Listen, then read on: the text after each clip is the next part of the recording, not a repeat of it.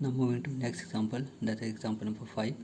How many 2 digit numbers are divisible by 3? क्या बोल रहे हो कि कितने 2 डिजिट के नंबर डिविजल होंगे 3 से। आपको कुल 2 डिजिट के नंबर बताने हैं, ठीक है। 2 डिजिट नंबर कहाँ से स्टार्ट होता है? 10 से, और कहाँ तक? 99 तक। तो कितने ऐसे डिजिट हैं डिजिट वाले जो 3 से डिवाइड होंगे, ठीक है, आपको वो बताना है। So how many 2 digit number are divisible by 3, ठीक है। तो ए पी क्या होगी? जो पहला 2 डिजिट नंबर जो 3 से डिवाइड होता है हमें पता है वो 12 है। पहला डिजिट 2 डिजिट नंबर कहाँ से स्टार्ट होता है? 10 से, लेकिन 10 डिवाइड नहीं है 2 से। फिर क्या होता है? सेकंड 11, 11 2 से डिवाइड नहीं। फिर जो थर्ड डिजिट आता है 2 डिजिट नंबर वो है 12। तो पहला 2 डिजिट नंबर जो 3 से डिवाइड होता है वो है 12, फिर आता है 15, फिर 18, ऐसे डाइजेस्ट करके लास्ट 2 डिजिट नंबर है वो हमें पता है कि 99 होता है। क्यों 99 की? तो 100 तो क्या होगा? 3 डिजिट नंबर। तो लास्ट जो 2 डिजिट नंबर है हमारा डिवाइड होता है 2 से, 3 से, मतलब वो है 99, ठीक है। 12 15 डैश और उसके बीच में और आएंगे, हमने सीधे स्टार्टिंग के 3 और लास्ट के डिजिट लिख दी, ठीक है। तो फर्स्ट टर्म हमारी क्या हो गई? 12। डी क्या हो गया हमारा? 8 माइनस 7, 15 माइनस 12 3 आएगा, चाहे इससे कर लो। 18 माइनस 15 तो भी 3 आएगा, ठीक है। एंड हमें पता नहीं कि कितने नंबर हैं इसके बीच में। ये तो दिख रहा है 1 2 3 और 4, इसके बीच में और नंबर आएंगे, लेकिन हमें एन पता नहीं कितने हैं। तो हमें क्या कैलकुलेट करना है? एन, नंबर ऑफ टर्म्स, ठीक है। हमें तो ये पता है कि अभी कुल 3 दिख रहे, यहाँ स्टार्टिंग में 3 और लास्ट का 1, तो 4 दिख रहे, लेकिन बीच में भी और ऐसे और नंबर आएंगे कि जो 3 से डिवाइड होंगे, लेकिन हमें पता नहीं है टोटल कितने नंबर्स हैं। तो हमने मान लिया कि एन हमें क्या करना है? कैलकुलेट। तो अब ये लास्ट टर्म आ गई, तो मैं मान के चल रहा हूँ कि टी एन इक्वल टू 19। कभी कभी जो लास्ट टर्म होती है इसको हम क्या मानते हैं? टी एन बी, ठीक है। तो मैंने मान लिया let T N equal to 99, ठीक है। कभी कभी हम लास्ट टर्म को क्या मान के चलते हैं? T N. तो इस केस में हम क्या मान के चलेंगे? टी एन इक्वल टू क्या मान लिया हमने? 99, ठीक है। तो टी एन हमारा क्या है? 99। समझ लो इस ए पी में एन टर्म्स हैं 2 डिजिट नंबर जो डिवाइड हैं किससे? 3 से। तो वो जो लास्ट टर्म इसको हमने क्या मान लिया? टी एन इक्वल टू 99, ठीक है। और टी एन का फॉर्मूला हमें पता था ए प्लस एन माइनस 1 डी। तो टी एन हमने कितना माना हुआ? 99। तो टी एन के बदले क्या है? 99। ए हमें पता है 12 है, प्लस एन हमें पता नहीं है, एन माइनस 1 ऐसी, डी हमें पता है कितना है? 3। तो ये 12 प्लस का रखिएगा माइनस का हो जाएगा। ये 3 पहले एन से मल्टीप्लाई होगा, तो 3 इंटू 1 3 एन, फिर 3 माइनस 1 से मल्टीप्लाई होगा, कितना हो जाएगा? -3 इंटू -1 इंटू 3 कितना होगा? -3। अब ये माइनस का 3 माइनस है तो रखिए क्या हो जाएगा? प्लस का। तो 99 माइनस 12 कितना देगा आपको? 87। फिर ये माइनस का 3 रखिए क्या हो गया? प्लस का। तो 87 प्लस 3 90, इधर क्या बचेगा? 3n। अब ये n ऐसे रहेगा, 3 नीचे आएगा 90 की, तो 90 से डिवाइड, 90 को डिवाइड करोगे 3 से कितना आएगा? 30। तो n कितना आ गया? 30। So 30 numbers are divisible by 3 which are 2 digit number. तो ऐसे 30 नंबर हैं 2 डिजिट वाले जो 3 से डिवाइड है, कहाँ से? 100 तक, ठीक है। तो मीन्स 12 से स्टार्ट हो रहे 3 जो ऐसे 2 डिजिट नंबर जो 3 से डिवाइड हैं, और ऐसे कहाँ तक चले? 99। तो कितने नंबर हैं ऐसे आपके? 30 नंबर हैं जो 3 से डिवाइड हुए। तो 1 2 3 और 4 तो ये हो गए। तो ऐसे और 26 नंबर आएंगे इसके बीच में जो क्या होंगे? 3 से डिवाइड। 4 तो आपको दिख रहे हैं, 3 स्टार्टिंग है, 1 लास्ट का, 4। और ऐसे और कितने नंबर होंगे? 26। तभी कितना है आपका? 30, ठीक है। तो 26, तो 30 नंबर आपके ऐसे हैं जो 3 से डिवाइड हैं 2 डिजिट नंबर। 3 और 4 और 26 और, तो कितने हो गए? 30, ठीक है। 30 ऐसे नंबर जो आपके किससे डिवाइड हैं? 3 से, ठीक है, 2 डिजिट नंबर। ना क्वेश्चन नंबर 6 क्या बोले? Find the 11 term from the last of A P 10, 7, 4 डेट इज करके -6। आपको 11 टर्म निकालनी है लास्ट से, ठीक है। आपको लास्ट का फॉर्मूला लिखा रखा है मैंने वैसे, ठीक है। तो देखो उन्होंने बोला कि लास्ट से 11 टर्म निकालो, जो ए पी है इसकी, इस ए पी की 11 टर्म निकालो। कहाँ से? लास्ट से। जैसे आपके रोल नंबर 1 से लेकर 25 में बोलूँगा, लास्ट से जो लास्ट रोल नंबर से चलो आप, लास्ट रोल नंबर से 11 टर्म निकालो, 11th रोल नंबर निकालो। तो आप कहाँ से कर रहे हो काउंट? जो लास्ट नंबर 25 से चलो, 25 24 23 ऐसे जो भी 11th नंबर में आएगा वो आपका क्या होगा? लास्ट से 11th रोल नंबर होगा, ठीक है। तो आपका 10 दे रखा 7 4 -62। तो हमारा फर्स्ट टर्म क्या हो गया? ए। डी हमारा क्या हो गया? 7 - 10, A2 - A1, तो -3, ठीक है। लेट मैंने मान लिया जो टी एन है इसको हम क्या बोलते हैं? ए एन भी मानते हैं, टी एन भी मानते हैं, और कभी कभी इसको हम लास्ट टर्म भी मानते हैं। तो टी एन कितना हो गया हमारा? -62, ठीक है। तो टी एन हम कभी हम एल भी मानते हैं, कभी हम टी एन को हम लास्ट टर्म भी मानते हैं, ठीक है। तो टी एन इक्वल टू क्या है? Last term. तो टी एन के बदले हमने क्या मान लिया? 62। अब लास्ट टर्म का फॉर्मूला आपको बता रखा था मैंने, ये होता है, लास्ट टर्म का फॉर्मूला क्या होता है? L equal to A plus N minus 1 D. Same T N की तरह होता है, बस यहाँ पे टी एन होता है। अब लास्ट टर्म के केस हमने यहाँ पे टी एन के बदले क्या रिप्लेस कर दिया? एल, ठीक है। टी एन का फॉर्मूला भी क्या होता है? A plus N minus 1 D. और लास्ट टर्म का फॉर्मूला भी क्या होता है? L equal to A plus N minus 1 D, ठीक है। तो जहाँ एल है वहाँ पे हम क्या रखेंगे -62, क्योंकि हमारी लास्ट टर्म क्या दिख रही है, सबसे लास्ट टर्म यही है, तो माइनस लास्ट एल के बदले क्या हो गया -62, ठीक है, इक्वल टू ये हमारी फर्स्ट टर्म क्या है 10 प्लस n-1, एन हमें पता नहीं भाई कितनी टर्म है ऐसी, और टी हमें पता है -3, ये प्लस का 10 रखेगा और माइनस का, ये -3 किससे मल्टीप्लाई होगा n से, तो -3n, फिर माइनस इंटू माइनस प्लस का 3, तो -62 और -10 कितना हो गया -72, और ये प्लस का 3 रखा हो गया माइनस का 3, तो माइनस माइनस प्लस, तो कितना हो जाएगा -75, और इधर माइनस का 3n ऐसे, माइनस से माइनस कैंसिल, अब ये n ऐसे रहेगा, 3 किसके नीचे आएगा 75 नीचे, 3 से डिवाइड करोगे 75 और कितना आएगा आपका 25।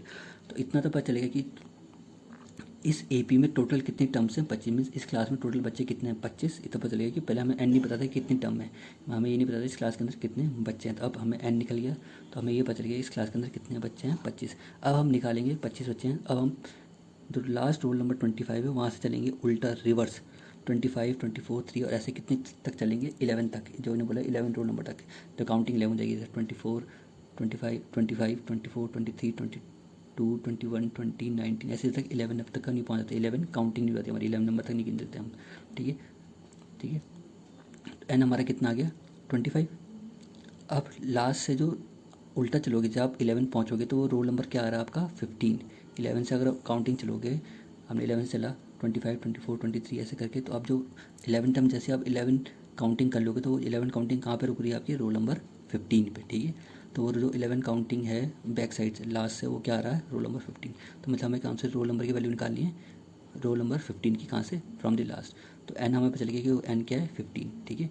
जहाँ पे हमारा 11 काउंटिंग रुक जाती है वो रोल नंबर कहाँ पे रुक रही है 11 में, वो कहाँ रुक रही है 15 में, तो हमारे कौन सी टर्म है वो 15, तो T15 equal to A plus n-1D, ये हमें पता है फर्स्ट टर्म हमारी D है, एन हमें पता चल गया कि कोई जो जहाँ पे हमारी 11 काउंटिंग रुकी वो कौन सा रोल नंबर आ रहा है पीछे से 15, तो एन के बदले 15 -1 और D हमें पता है -3, तो 10 15 -1 14, 14 इंटू -3, ठीक है, तो 10 ऐसी 14 इंटू -3 जाएगा -42, 10 से -42 जाएगा कितना जाएगा -32, तो ये आपका आ गया लास्ट से पीछे से बैक साइड से रिवर्स से अगर आप मूव करोगे तो रिवर्स से लास्ट से आपकी जो 11 टर्म है वो क्या आपकी -32, ठीक है।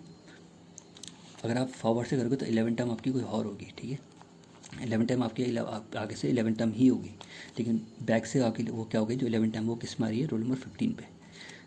सबसे बेस्ट इसका शॉर्ट करने का तरीका है, आपको ज़्यादा फॉर्मूला याद रखना पड़ेगा, जब भी ऐसे क्वेश्चन आएगा कि find the 11 term from the last of the AP, तो आप सबसे बेस्ट शॉर्ट तरीका ये है, आप ये याद रखना है formula n term from the end equal to L minus n-1D, ये फॉर्मूला याद रखना सबसे शॉर्ट है। जब भी ऐसा आएगा लास्ट टर्म एंड से निकल, तो ये फॉर्मूला रखना है n term from the end equal to L minus n-1D, ठीक है। आपने पूछा n term from the end कुछ भी पूछता है 11, 12 तो 13, 14, उन्होंने हमसे कौन सा पूछा है 11 टर्म 11 पूछा है, तो एन के बच के रख दिया हम 11, तो 11 term from the end equal to L minus n-1D। L भैया जो सबसे लास्ट में टर्म है ये L ही है हमारी, तो ये 60 L के बजाय रखेंगे हम -62 -1, n कौन सी टर्म पूछी उन्होंने हमसे 11, तो n के बजाय रखेंगे हम 11 -1 और D हमारा क्या है -3, तो -3 तो -62 और 11 -1 10 इंटू -3, तो -62 और माइनस इंटू माइनस प्लस, तो 10 3 30 प्लस का, अब -62 और प्लस का 30 का देगा आपको माइनस का 32, ठीक है। तो आपका आ गई लास्ट टर्म 11 से last term from the and क्या है आपकी 11 टर्म -32, तो सबसे बेस्ट तरीका ये है शॉर्ट, ठीक है। तो याद रखना जब भी आएगा कि find the last term from the end, आपको याद रखना है formula n term from the end equal to L minus n-1D, ठीक है। चाहे आप इससे करो चाहे इससे करो, लेकिन ये सबसे शॉर्ट है, इससे करना। Example number 7, in a flower bed there are 23 roses plant in first row, 21 in the second row, 19 in the third row and so on. There are 5 roses planted in the last row. How many rows are there in the flower bed? क्या बोल रहे हैं, एक flower bed है जिसमें पहली रो में, जिस समझो पहली रो है उसमें 23 रोज प्लांट बने हैं, फिर उसके बाद सेकंड रो आ रही है उसमें 21 बने, जो थर्ड रो आ रही है उसमें 19 रोज बने, फिर ऐसे उन्होंने बोला जो लास्ट रो है उसमें 5 रोज़ बने। तो आपको बताने टोटल नंबर ऑफ उस बेड में कितनी रोज़ है। ऐसा समझो आप जैसे आपकी क्लास है, आपकी क्लास में जो पहली बेंच है, जो पहली बेंच में समझ लो 10 स्टूडेंट बैठे हैं, सेकंड बेंच में 8 बैठे हैं, थर्ड बेंच में 7 बैठे हैं, फिर सीधे मैंने आपको बोला थर्ड बेंच के सीधे लास्ट बेंच में एक ही स्टूडेंट बैठा है। तो बताओ आपकी क्लास में कितनी बेंचेस हैं? स्टार्टिंग की 3 बताई और लास्ट की 1 बताई, तो बीच में और बेंचेस होगी, तो बताना टोटल नंबर ऑफ बेंचेस। ठीक है, ए पी हमारे की फर्स्ट रो में कितने रोजेस हैं 23, सेकंड रोज में कितने हैं 21, एडजस्ट करके थर्ड रो में कितने हैं 5, इसके बाद 19 भी गिवन था, थर्ड रो में कितने हैं 19। ठीक है, तो फर्स्ट रो में 23 roses, in the second row there are 21 roses, in the third row there are 19 roses, and in the last rows there are 5 roses. ठीक है, तो फर्स्ट टर्म इज आपकी क्या होगी 23, the common difference is a2 minus a1 that is 21 minus 23 is -2, and the last term is 5। क्या बता के last row में कितने फ्लावर है 5। ठीक है, तो सीधे हम लास्ट टर्म का फॉर्मूला लगाएंगे।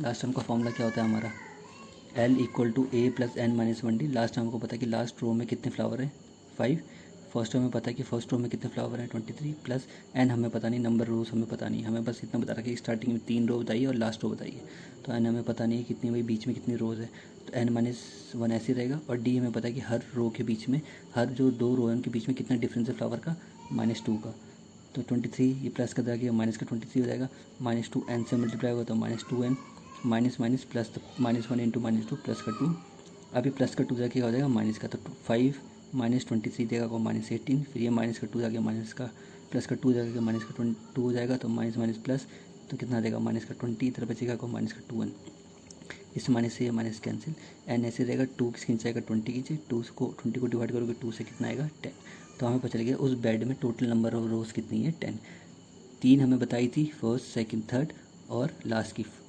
ठीक है, 4 रो में बताई थी 1 2 3 और 4, और बीच में और कितनी है 6, तभी 10 हुई ना, 4 हमें बताई थी और बीच में और कितनी थी 6, तो टोटल नंबर ऑफ रोज़ कितनी है उस बेड में 10। ठीक है, तो there are 10 rose in a flower bed. ठीक है, तो उस फ्लावर बेड में टोटल कितने रोज़ है 10, तो अगर पहली रो में 23 हैं, सेकंड रो में 21 हैं, थर्ड रो में 19 है, तो फोर्थ रो में कितने होंगे 2 माइनस कर दो 17।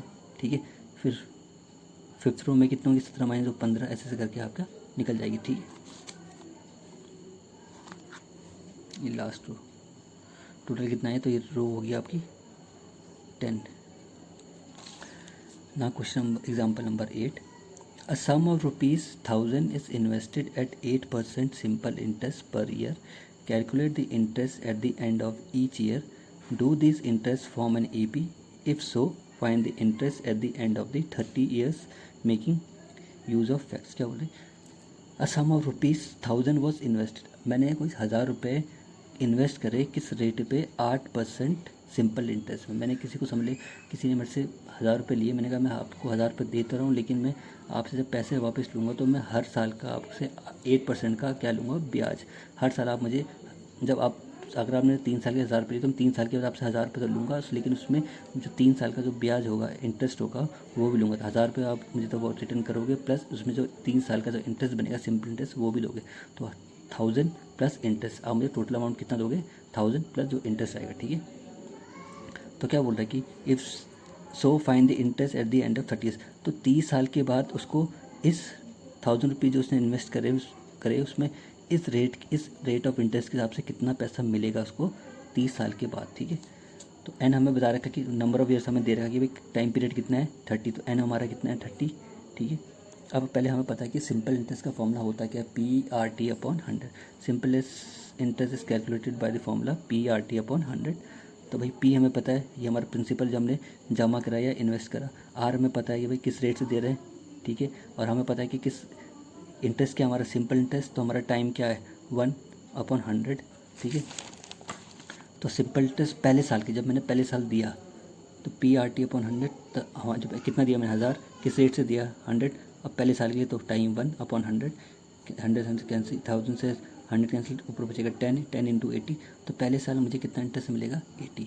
अब सेकेंड ईयर में भाई अमाउंट मेरा फिक्स है, इसी में मुझे 2 साल कितना इंटरेस्ट मिलेगा 2 साल के बाद, तो भाई 1000 रेट ऑफ इंटरेस्ट मेरा सिंपल इंटरेस्ट, तो रेट ऑफ इंटरेस्ट फिक्स है मेरा 8। अब टाइम पीरियड कितना हो गया 2 साल के बाद, तो टाइम के पहले ठीक है करूँगा 2/100, मेरा कितना आ गया 160। ऐसे थर्ड ईयर के बाद प्रिंसिपल मेरा सेम है वही 1000 रुपये, रेट ऑफ इंटरेस्ट मेरा 8 है। अब कितने साल के बाद कैलकुलेट कर रहा हूँ 3 ईयर के बाद, तो कितना आएगा, कैंसिल करोगे तो कितना आएगा 240। तो पहले साल मुझे इतना इंटरेस्ट मिला 80 उस अमाउंट में 1000 रुपीज़ में। सेकेंड ईयर के बाद मुझे कितना इंटरेस्ट मिलेगा 1000 में 160। थर्ड ईयर के बाद 240।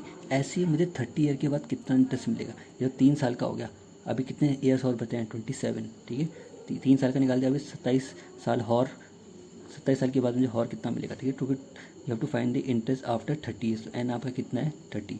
तो आपकी AP क्या बनी इंटरेस्ट का, पहले साल में 80, दूसरे में 160, थर्ड ईयर में 240। तो आपकी AP हो गई 80, 160, 240। तो फर्स्ट टर्म आपके क्या हो गई 80, डी कितना है A2 माइनस A1 या A3 माइनस A2। तो 160 माइनस 80 कितना करोगे 80 आएगा, चाहे इसको करो 183 माइनस A2 तो भी आपका क्या आएगा 80। 240 माइनस 160 तो भी क्या देगा आपका 80।